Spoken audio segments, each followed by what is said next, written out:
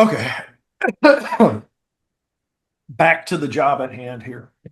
No worries. Been snackified. A lot of snackage here. Let's see. Let me throw Playing this. around with AI in my opening intro to my company. It's not a bad way to go. Um, let's see. I thought I hit record because I think this would be good for the pre-show. Yes, boom. I just hit record. As far as you know, as far as everybody else knows, we are recording now. Where did I put Zoom? There's Zoom. Oh, back to the meeting there so I can see you. Let me put this in chat. Yeah, um I've used Grammarly AI for a long time for a lot of stuff. Um the other Chat GPT, the the free version or whatever, probably about 6 months to a year ago. Yeah, probably about 6 months ago. I was trying it. Wow, it thinks I changed to a different language. Please update it so we can provide better quality transcription. Wow. Oh God. Uno más, por favor. Wow. I just, what's his name from Fat Albert? Bill Fumbling my way Cosby. through it there, I guess. Mushmouth, yeah. Or Dale Dribble. Oh, gotcha. The other guy. Oh, yeah. Any of those. Holy cow. That is hilarious.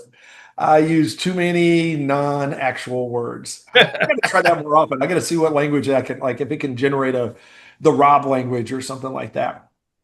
Anyways, um, I've done a lot of stuff like Grammarly over the years worked really well. It had always had the ways to like adjust the tone.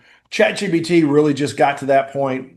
I don't know, 6 months, 9 months ago, something like that, maybe a year ago, something like that, when I was doing stuff and I was realizing it did pretty good. And I'm not talking about the grammar side of it as much as the helping you write something a little bit better, the creative side of it. And it's stuff like this that's really, I think, is great. Is if you want to sit down and think through, uh, for example, create a podcast. What are some topics? What are some things I want to talk about? It's going to give you a lot. This is great for spitballing ideas, for outlines, and things like that. Now, granted, you cannot just stop there. You can't just take it and go, boom, I'm going to take this and run with it. You need to use that as your starting point, make it your own, think through it, know why it's done that, and then put it into whatever it is you're going to use it. Just like your code, do not just like copy and paste code in, because next thing you know, you're going to be totally lost and you're going to be asking, you're going to end up in a circle with Chat GPT or somebody, and it's going to keep telling you to change stuff that it already told you to change because you don't understand what you're actually doing. Same thing as with creative side of it is understand where you want to go, understand your audience. Don't just assume that an AI robot actually knows people. There's more to it than that. Okay, we've hit record. We're ready to go. Let's this one is winning your first project, a developer's guide to starting your side hustle. Once again, a very AI generated title. So we'll see what it says when it decides to generate the rest of Picking the on me talk. using Grammarly or AI to make our titles. I struggle with that. I almost guarantee it, but it's like that's a whole different thing. I will spend 2 seconds on it, or maybe a little bit more. It's like, yes, it will generate SEO friendly things, but I think if you know your topic, you can build something better that is much more precise. It's going to take the 10,000 foot view. I think you can do better if that's your goal. That being said, my goal is to start this episode. We're going to do a little 3, 2, 1. Hello and welcome back. We are continuing our season of AI with AI. We're going to do the topics we had from 2 seasons back. Now we're going to kick it into AI and see what it kicks back and see if we get kicked in the teeth or it kicks it up a notch. I just made that up. That had nothing to do with AI. So that was not artificial. That was real BS skills. We'll call it that. Those skills come from Rob Broadhead. I happen to be a founder of Developreneur and also a founder of RB Consulting, where we help you get through life and the technology around it. Essentially, We are the ones that help you clean out your technology junk drawer. We sit down with you, we do a technology assessment, which is basically making sure that we are clear on what your business is, where you want to go, that you are clear on what your business is and where you want to go, because sometimes that's not quite there yet. You haven't really thought through it. And then we take our experience, decades now, over 3 decades of experience in technology and small businesses, large, across a wide range of lines of business, through integration, automation, simplification, innovation. We use all of those shuns and we find ways to take what you have and turn it into something that is a special recipe for success for your business. We help you create a roadmap for your technology, and then we can either point you to how to execute it or help you execute it as well. Good things, bad things. Um, Wow, I've had so many things lately. Now I got to think. I want to like split it up this time around. So let's do it a little bit different. Um, Good thing is, wow, what is a good thing? Oh, good thing is clarity. Good thing is there's like I have a lot of things on my plate. There's a lot of plates spinning and all those different analogies. And just recently, I sat down and sort of like walked through these things. And all of these things were, vague. We walked through it and we got some details, and it really simplified the whole thing down. Like all of these, like could be, could be, could be, could be's turn into boom, we basically have a plan. So I think that's a very good thing. Bad thing is, I'm going to pick on it a little bit, networking. Gotten back to doing networking stuff. And while there's a huge value, we've had some great conversations with people in the past on how to network properly. Still, there are a lot of people that don't quite get it, and a lot of people that are just like, you walk in a room and all they're doing is handing out business cards. That's all they give you. That's not networking. That's just throwing a business card at somebody. That doesn't really help. You need to actually talk about who you are, what you do, and maybe where you can work with whoever it is you're giving that business card to. I'm going to get off my soapbox and I'm going to let Michael introduce himself. Hey everyone, my name is Michael Malash. I'm one of the co-founders of Developer Building Better Developers. I'm also the owner and founder of Envision QA. We're a consulting group that helps startups and growing companies improve software quality through smarter testing, automation, and development workflows. At Envision QA, we partner with companies that want to ship faster without sacrificing reliability, offering support across testing strategies, continuous integration pipelines, and scalable QA practices. You can learn more about our company at envisionqa.com, where we share resources, insights, and ways to connect if you're looking to level up your software delivery. Good things, bad things. Uh, I'm just going to go with gaming. Good thing. We just had like the summer fest of like game reviews and games coming out. There was so much like fun stuff to watch on YouTube and all these live streamings. Bad thing, I do not have time to play games anymore. That and the fact I cannot get my hands on the Nintendo Switch too. It's just sold out. I actually went looking for one of those for somebody that I can't really talk about because she happens to be in the same room right now. I don't know how long it's going to be before I get one, but I was like, we need to add one to the family, and not going to happen yet. Yeah, it's a bad thing. And I had the discussion with my daughter, and she's like, "Well, Dad, if you want one, I'll give you my Switch. I'm too busy playing Sims, so I'll just like give you your games back and and I'll give you my Switch, and you can trade it all in.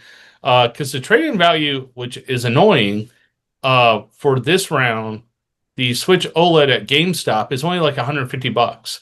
Where when they did the original or the second tier Switch to the OLED, they gave you like $200 down, so it was like half off the new Switch. Now it's like barely even scratching the surface. That and the fact that they tack on all the additions you have to buy for the Switch 2 at GameStop, you have to pay $800 to get the stupid thing. So it's like, no, you guys aren't saving me money. Yeah, they're always going to make their bucks out of it. We are going to make our way through this topic, though. So this episode, we're going back to winning your first project. A developer's guide to starting your side hustle is what we threw into AI. And now it kicks us back some answers here. Tips geared towards helping developers take action and land that first paying gig. Let's see what it says. So, first one, and I'll give the 3 bullet points here. Mindset shift from employee to entrepreneur. First bullet point, you're not just writing code, you're solving business problems. Next, think of yourself as a service provider, not just a developer. Third, confidence comes from clarity. Know what you can offer and own it. Those are all excellent points. I'm going to jump on the third. Know, whoops, know what you can offer and own it. This comes down to focus. This comes down to we as developers like to say, yes, I can do everything. And maybe you can. Maybe you have built front ends, back ends, middle tier, APIs, integrations, security, all of that crap. None of it's crap, but still, all of that stuff. And we can maybe, and that is probably our biggest Achilles heel is that we want to be everything to everybody. If somebody says, can you do this? We don't even care what the can you do this is, what that this is. We're like, yes, I can. I will do it. I just want to go work. I want to go get a customer, win a project, complete it. Your first project, I know I've been there. That is so hard to not say yes to the first thing that comes across the door or however it is. The first thing where somebody's like, hey, I would like for you to do X. You're like, yes, you had me at I would like. It's like, it is a challenge, but we're going to be in a better shape and be in a better position for our business and for our side hustle when we do the things that we know that we stick to, because you really are going to be better off having that first project being something that you knock out of the park than something that you slog your way through. You end up taking a big hit, you don't get paid what you're worth, and the customer is not terribly happy.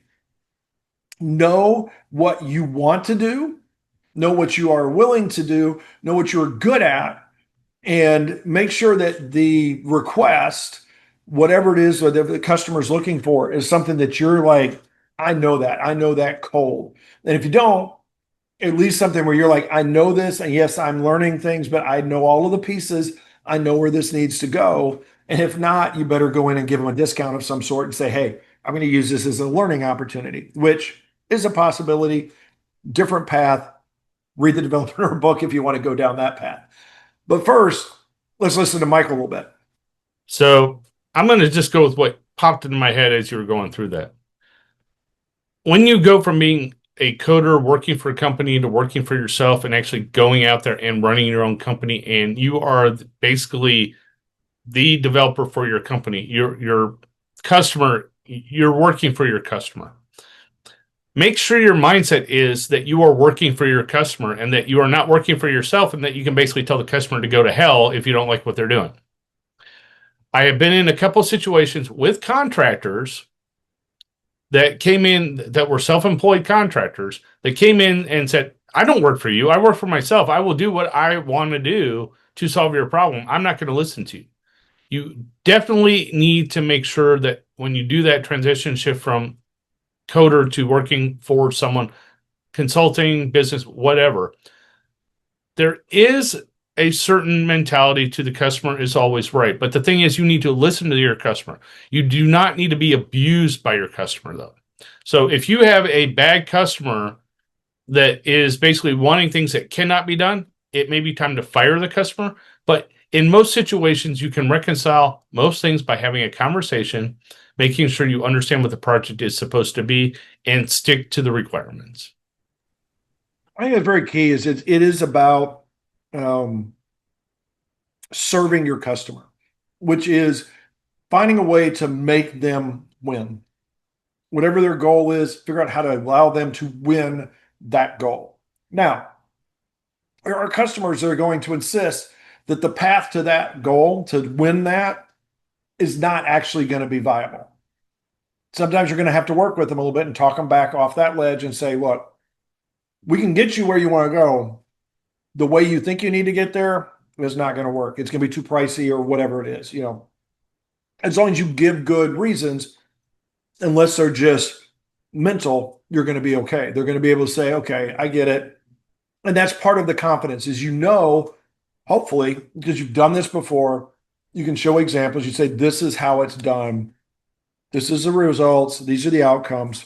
Keep it very, simple like that. Now, I do want to move on to our next bullet point. So identifying your offer. This goes in a couple other goes. What are you good at and enjoy doing? Web dev, automation, APIs. Focus on simple, high demand solutions. For example, landing pages, e-commerce setup, integrations. Avoid trying to offer everything. Niche beats generalist when starting out. Now, those last 2 points is what I really want to talk about here. You want a win. You do not want, I know there's going to be a part of you. It's like, I want a 15-year project that covers me so I can just work on that project. You don't. That means you're an employee. You don't want that. If you spend 15 years on one project, you will probably never, ever work on your business again. And you're going to end up when that project goes away, you might as well have been an employee. Get something, especially early on.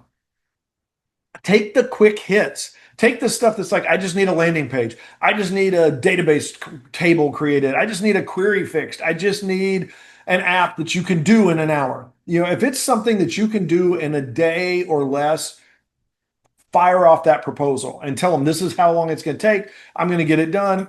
I'll have it back to you by tomorrow, whatever it is. However you need to do it to do a quick turnaround because it helps you and it's speaking their language. If they want a quick app, they're going to expect it quickly. They're not going to sit there and say, okay, I want this and I'll be happy if you give it to me in 6 months. Accept it, knock it out of the park, get it back to them, get a reference, get some sort of a win, a 5-star rating, whatever it is, move on to your next one.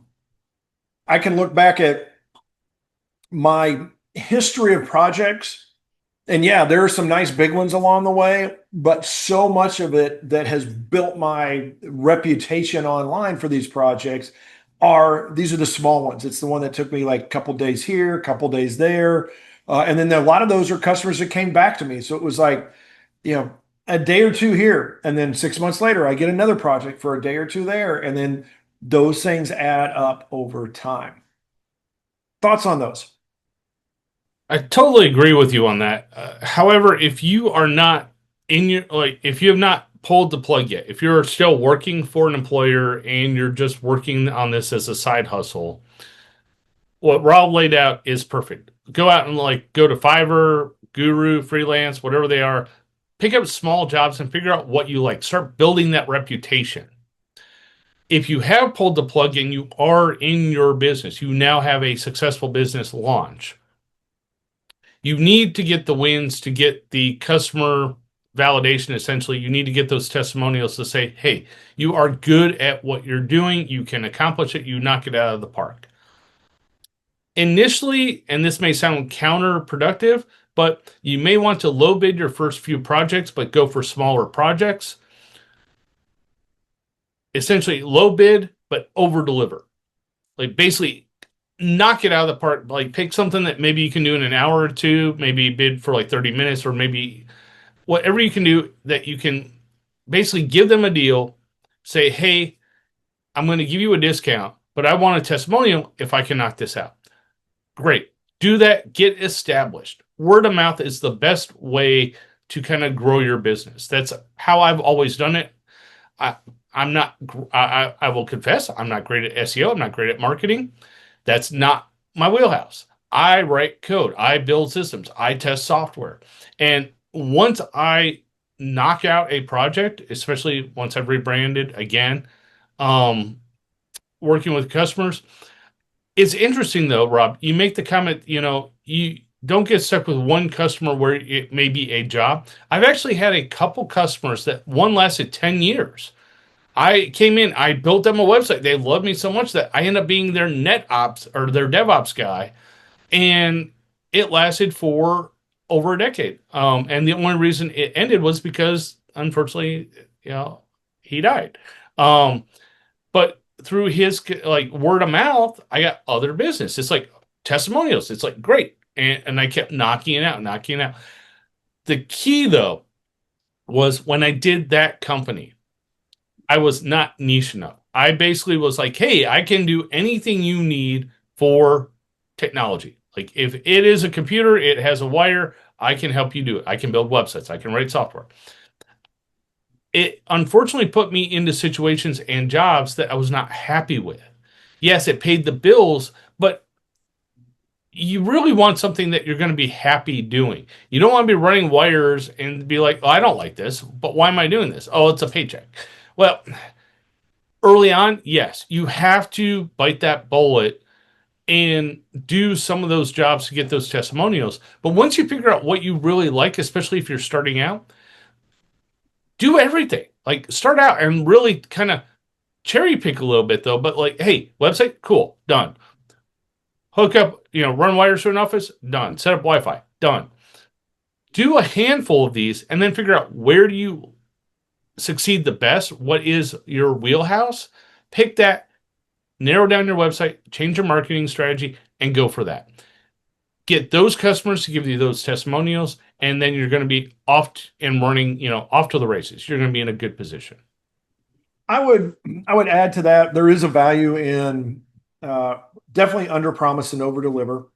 I Low bidding, I think, is an issue. I think you're going to get into some problems, but if you do, you need to make sure that you're very clear on what the expectations are, and you are very clear with yourself what you are giving up. Because if you have, and I've had more than a few of these, I've had customers that I to this day, I have customers I absolutely love working with them. I set the bar very low initially because it was just something I wanted to go do, underbid it, and of course knocked it out of the park because that's easier to do when you underbid it. But then what happens is now you're locked into somebody that they're like, if you suddenly up your rates, they're going to wonder what the heck's going on. Now, that is a conversation you can have. That is often going to be possible if if you follow through. But it's easier to, to start where it's comfortable with you and not do, a one-off or something like that. And if you're going to do everything, I would recommend that you not, hopefully you haven't gotten into a business first. If you're going to build a business, you should know where you want to go, what you want to do. This is again speaking from experience. It's a lot harder to um, refine it down after you've opened it up. And that can cause you a lot of problems and a lot of headaches. And what you'll end up with is you'll have customers that, yes, it paid a bill at some point, but you can't use them as references because that's going to take you down a road you don't want to go down. Just like if you've got stuff, there may be stuff that you could put on your resume that you don't, a la DOS, Fox Pro. I got a lot of stuff I can say. I don't ever want to do a project like that again unless I'm moving somebody off of it and saving them from the burning pit of hell that they're living in. Those are the things that you like. You don't want that as a business either. You don't want customers where you spend a year on projects and you don't really want to claim those because they're not where your wheelhouse is. However, if it is in your wheelhouse, it could be an opportunity for you to grow your business by looking at small business, talk to your, the business bureau, small business bureau, better business bureau, look at things like maybe an intern or things like that. You might be able to hire a cheaper resource to maintain that project going forward at that rate, and keep them happy while you continue to grow your business. So if you find a customer and yes, you low bit, like Rob said, and you get stuck in that low rate, it might be an opportunity for you to grow your business by bringing in someone at a lower rate where you can start growing your company and then you can take on larger projects. That is an opportunity if you want to do that. If you want to grow as in general as a company, or you want to not leave your customers out to dry, there are some opportunities there. Be very careful going into it. I think it's very tempting to underbid something because you want it or you think they're not going to pay for it. I have been pleasantly surprised every time I've gone into something and quote overbid it, where I've said like I'm going to ask for probably more that I'm going to ask for more than I think they're going to want or they're going to be comfortable with. Usually they are comfortable with that because I'm doing it based on what's the value? What is it? What is the time spent and the value that they're going to get out of it? Value for value works very well. Trust me, it is. Don't This goes back to confidence, is being confident in what you provide, what the value is, and then being able to ask the market price for it. Free is what we are providing you for sending us an email at info@developaneur.com. That is the going price. Actually, some people actually pay for it. I guess they will send marketing stuff. If you want, let me know. We can send you some swag of some sort. We'll give you a kudos, something like that. We just love to hear from you. Love to hear from all of our people. I've gotten some really fun emails and comments over the years and just love to get more of those. Info@developreneur.com if you want to send us an email. On X, we are at Developreneur. There is a Facebook page, Developreneur. Developreneur.com is a bonanza of content. We're getting really close to 10 years of content, with a lot of that time being podcasts that we're going out 3 times a week. We've got a couple of years now of videos of podcasts, I think, or at least a year or two. We've got hundreds of things out on the YouTube channel, the Developreneur channel, Develpreneur, which is also on the background behind me if you're out on YouTube, so you can read it there. So I guess that's chicken and egg thing. You've already figured it out. That being said, we're going to wrap this one up. I want to thank you so much for your time. Thank you for hanging out with us and just seeing what AI can do. We're going to continue doing this because we're getting some pretty cool little discussions out of this. I highly recommend you do it yourself. Feel free to take our past topics, throw it out to AI, and just say, hey, what would be some cool things to cover if this was the Building Better Developers Developreneur podcast? Add all the other features around it that you want, and I bet you'll get some pretty cool answers as well. That being said, we're going to get out of here. So go out there and have yourself a great day, great week, and we will talk to you next time. Bonus material. I'll let you go first this time. All right, I want to actually, because I didn't do this last episode, I want to fly through the next couple little things that AI threw out there. So packaging your skills. This is a really good one. Position your service like a product, clear, benefit-driven outcome. For example, I help small businesses get online with a modern mobile-first website in under a week. Tip, give your offer a catchy name or fixed price. This builds trust. I'm going to come back to that. Finding and winning the first project. Where to look? Your personal network. Reach out directly. Freelancer platforms. Upwork, Fiverr, with a strategy. Indie dev communities like Indie Hackers, Twitter, X, things like that. Local businesses who need help. How to pitch. Don't just say, I'm a developer. Lead with the value. Keep it short, focused on their problem and your solution. Offer something low risk, a free consult, a prototype, or an MVP demo. Pro tip, your first win might be underpriced. Think of it as a launch pad, not long-term pricing, which is really funny because we just talked about that. I want to do because this is something I have lived with for a while in varying ways. Don't just say, I'm a developer, lead with the value. This is something that over the last few years I have worked on, refined, changed, done a lot of like chipping and edging and all that kind of stuff to try to get somewhere other than I do software. Because I do. I can create software, I've created software, lots of different places. So it's not that it's not true, but it really doesn't do anything to move the ball forward.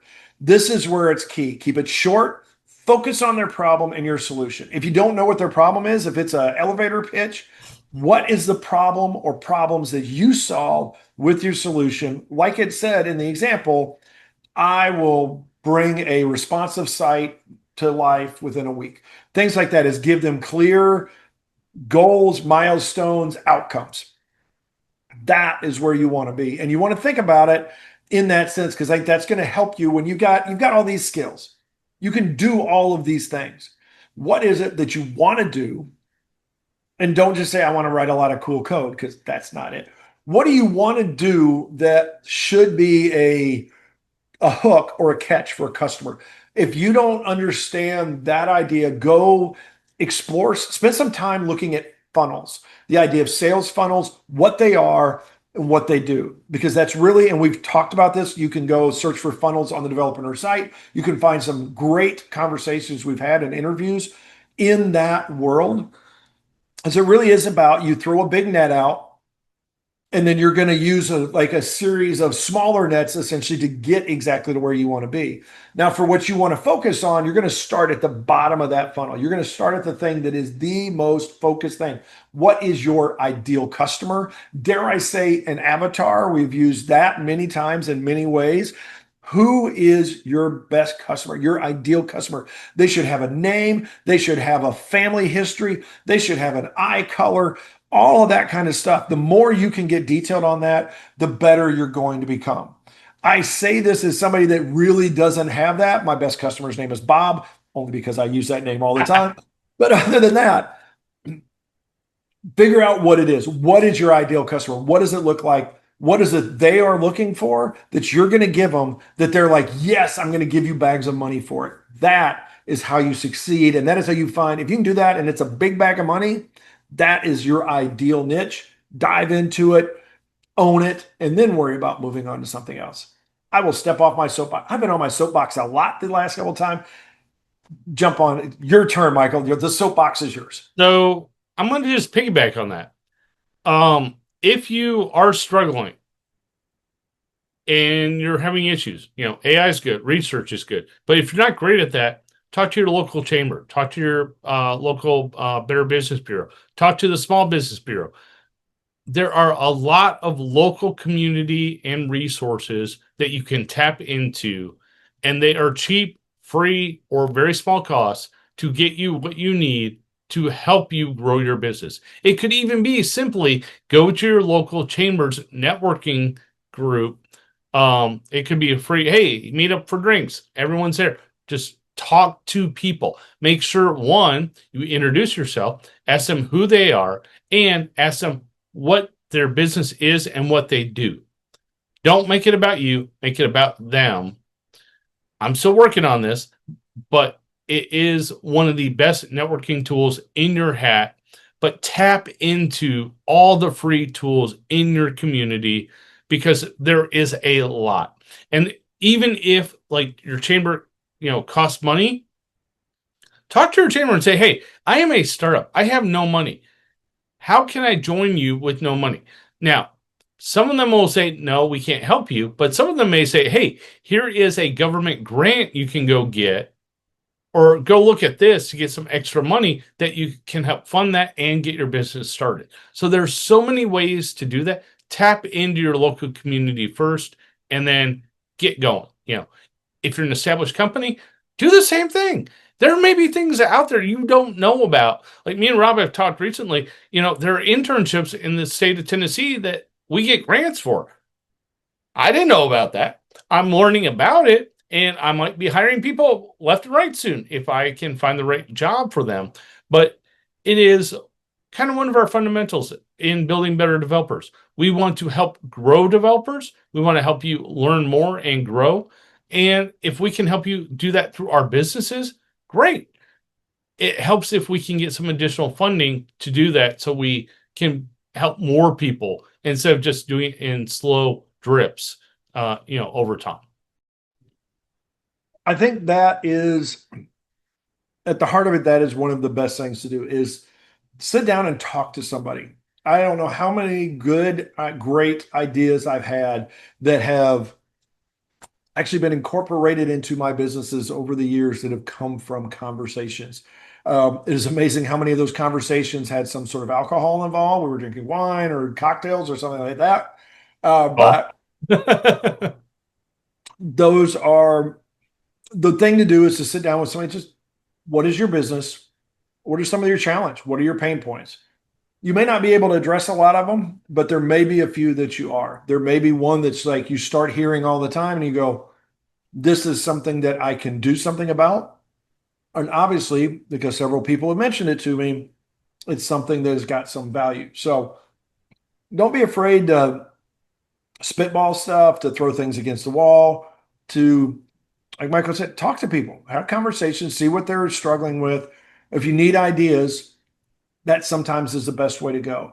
You can always do like a proof of concept or an MVP or some sort of like starter project or something. It doesn't even have to be real. You can do something that's a template or something like that just to get started to see if that is maybe, if that has legs. And I will throw this out there again. I use the info@developreneur.com email all the time. But if you want, we would be happy. Send us an email there and just say, hey, I'd love to sit down and talk about some ideas or maybe some places I can go with my skills. We will set something up with you. do a Zoom call or something like that. Happy to spend a little bit of time and just help you become a better developer, a better entrepreneur, a better you, basically, if we can, if we can get to that point, or at least, and we're not going to be able to do it. You're going to be the one that does it, but maybe we can at least, throw some ideas at you and give you some guidelines and some direction on how to get there. Right now, I need guidelines and direction on how to get to my dinner and things like that. So we're going to wrap this one up. Thank you for hanging out with us, for all the time that you spent. All of the places that you can go, I've mentioned many times, whether it's Exit Developer, Facebook Developer page, developer.com, the Developer channel on Yahoo, wherever you listen to podcasts. Feel free to leave us comments, leave us ratings. Even if it's a 0-star rating, I would love to hear why you don't like us. I know it's Michael, but that's okay. However, whatever it is, because that helps us get better. We don't get better if we don't. Just telling us we're awesome doesn't help. We also want to hear where we can do better. We can provide you better information in a better format, in a more entertaining way, whatever it is. We want to be there for you because you are why we do it. That being said, as always, go out there and have yourself a great week. We will talk to you next time.